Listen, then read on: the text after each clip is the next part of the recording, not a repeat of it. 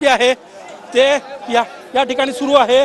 जे असेल त्यांना ताब्यात घेतलं जात आहे। हे बघा हे पळापळ या ठिकाणी सुरू आहे बघा।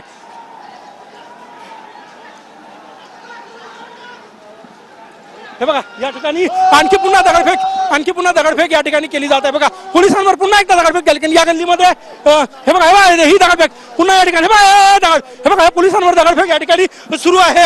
आणि ही दगडफेक आता कारण की पोलिसांनी सर्च ऑपरेशन सुरू केलं होतं, त्यानंतर पुन्हा एकदा या भागातून दगडफेक जी आहे ती या ठिकाणी सुरू झालेली आहे। हे बघा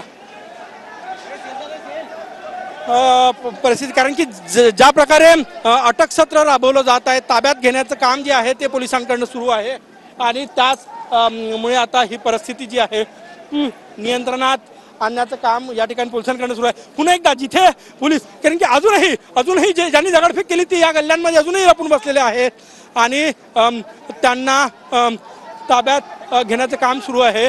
हे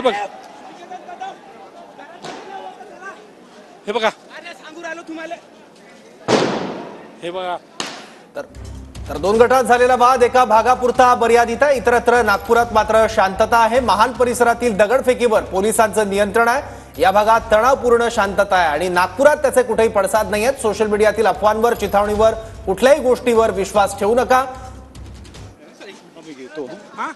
एक मिनिट, ते कोण आहे?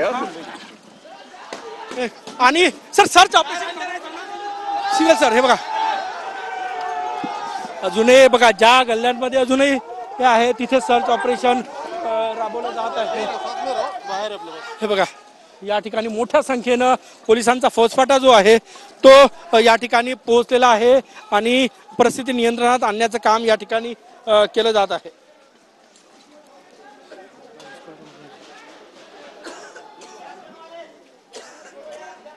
परत एकदा पोलिसांवर दगडफेक सुरू झालेली आहे। आसपासमध्ये दगडफेक करणारे लपलेले आहेत आणि पोलिसांचं सर्च ऑपरेशन सुरू असताना अचानक काही गल्ल्यांमधून दगडफेक करण्यात आलेली आहे।